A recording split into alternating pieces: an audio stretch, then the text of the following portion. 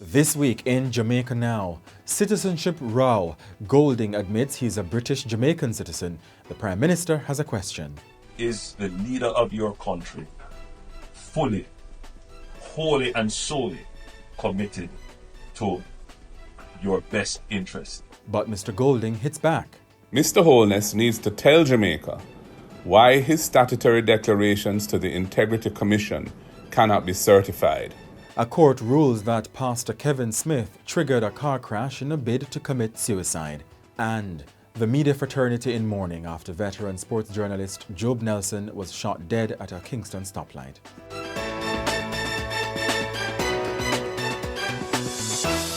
I'm Jovan Johnson and this is Jamaica Now.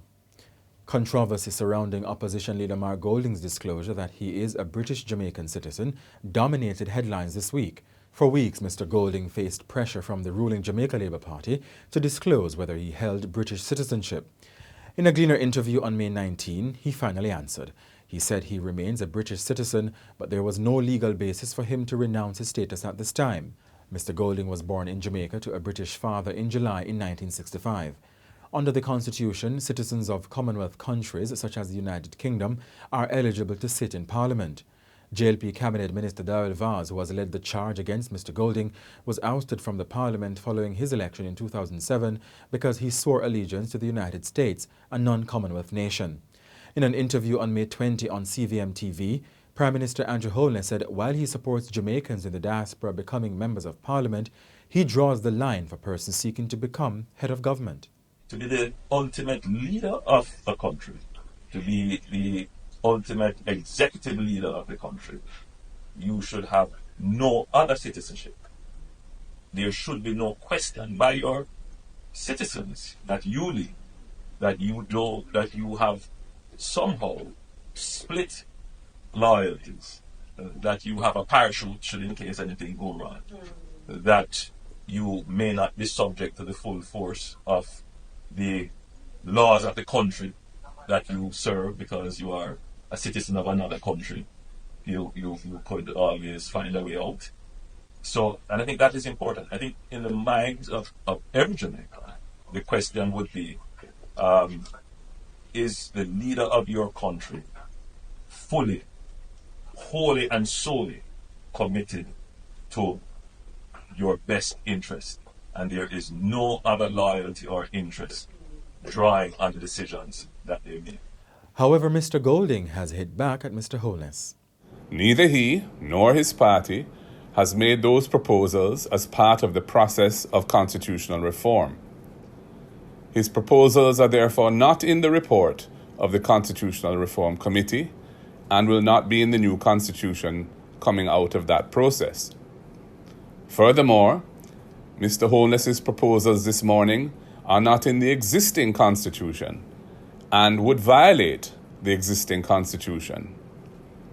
This is in keeping with his and his government's unfortunate history of past violations of the Constitution of Jamaica. It seems that the Prime Minister wants to make up a rule which is not part of the Constitution or laws of Jamaica to suit his party's political fortune at a time when it is waning. He has no power and no authority to do that. Mr. Holness needs to tell Jamaica why his statutory declarations to the Integrity Commission cannot be certified. I am compliant with the Constitution and laws of Jamaica, and I undertake to the people of Jamaica that I will continue to be so. Meanwhile, Mr. Vaz has rejected allegations that he breached Mr. Golding's privacy when he shared details of Mr. Golding's application for a Jamaican passport. He said he got the information from PNP officials whom he did not name. Mr. Vaz also said nothing is secret. The PNP has insisted that Mr. Vaz broke the law in obtaining the information. Newly appointed Information Minister Dr. Dana Morris-Dixon has since said that Mr. Vaz did not breach the data protection law. He was very clear in his, very publicly clear, at least on social media, that the information that he received came from a member of the opposition party. He said that very clearly. We have not seen a breach of data in this instant. I believe what he may have been saying when he said that nothing is secret is that when you are a public official, there are always people who know things about you, and there are always people who, for whatever reason, may pass information on you. And I think that's what he means, because there is no way that he would be saying that, it's okay to breach privacy, because he is the minister that had oversight for the Data Protection Act before it came to the office of the Prime Minister. So he's very seized of the rules. The Constitutional Reform Committee's first report with recommendations for Jamaica's transition from the British monarch to a republic with a ceremonial president as head of state was tabled in Parliament on Tuesday. Among the recommendations is for Jamaican citizenship to be the essential qualification for membership to the Jamaican Parliament. The CRC said special privileges like what is given to citizens of Commonwealth countries should be removed from the Constitution and dealt with using ordinary legislation. CRC member and constitutional law expert Dr. Lloyd Barnett said the issues raised with the opposition leader Mark Golding's case were not considered by the CRC. When we examine the matter, we examine it in the context of established principles and almost an established national consensus on what is the proper test. And so we extended and applied the test in the recommendations which we made. So this new dispute, call it that, which has arisen in relation to whether the nominal holding of citizenship, let me call it that, should be a disqualification, is one that we did not consider in that context. We dealt with the substance.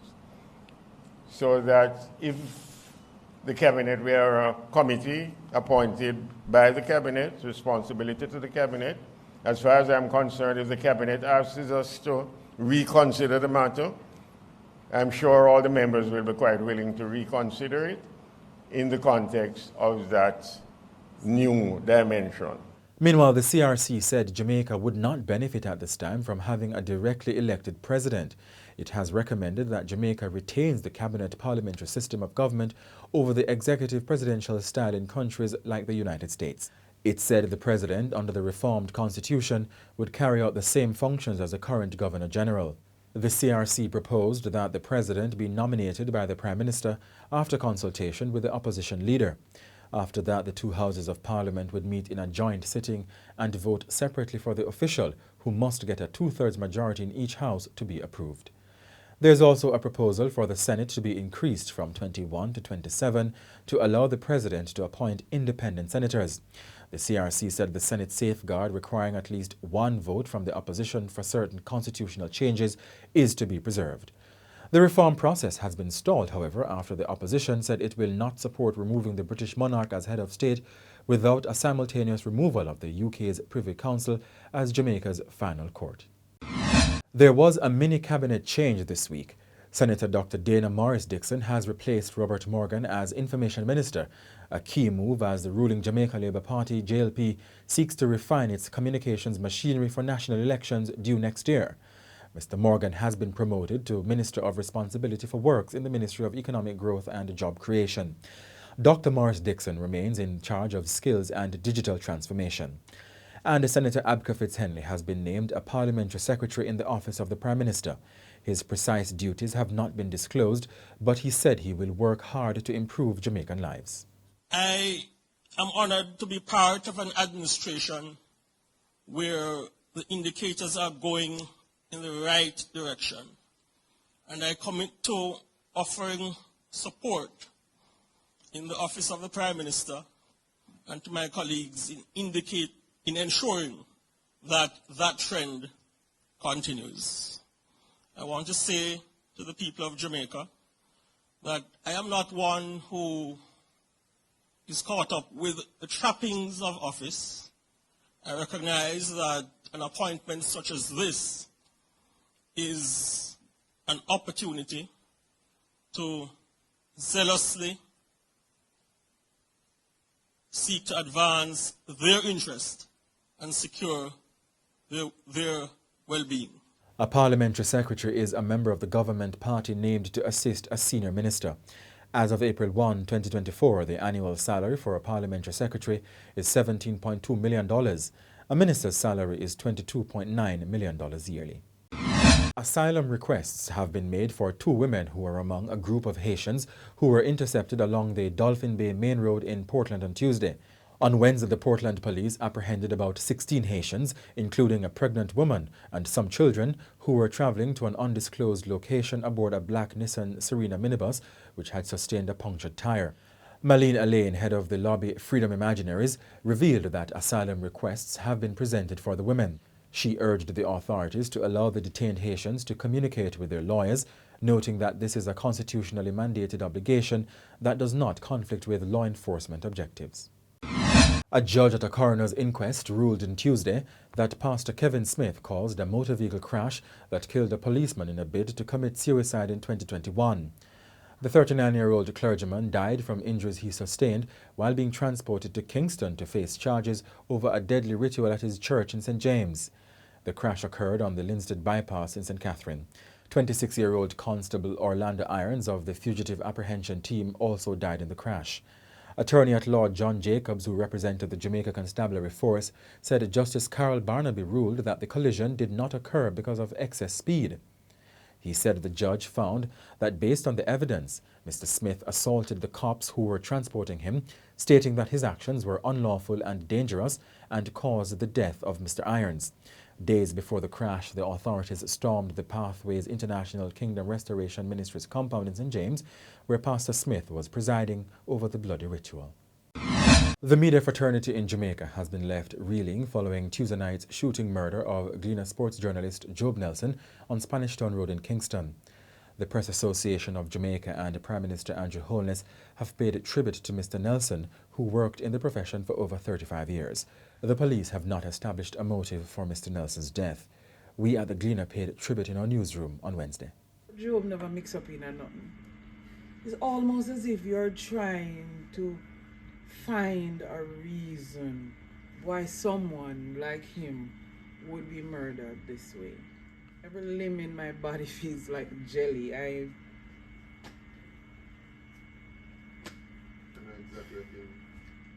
You're my friends. You're my colleague. Job was a family, was friend, was colleague. And I'm really having difficulty trying to speak about it in the past tense. Job was family to you all, which is why you have gathered around his desk. Job will obviously be missed. You don't realize how much you miss someone until you realize the hole that their absence leaves.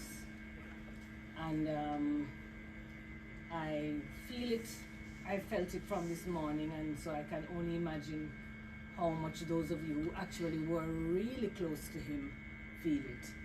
The 53-year-old was shot in his car after he stopped at a traffic light in the vicinity of the St. Andrew Technical High School. Mr. Nelson reportedly crashed his vehicle into a utility pole while attempting to transport himself to hospital.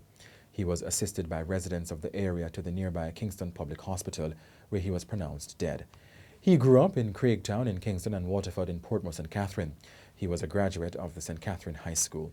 Throughout his decades in media, Mr. Nelson worked at the Jamaica Herald, the Sunday Herald, X News and Sport Globe. He also worked at Loop News Jamaica and the Jamaica Observer.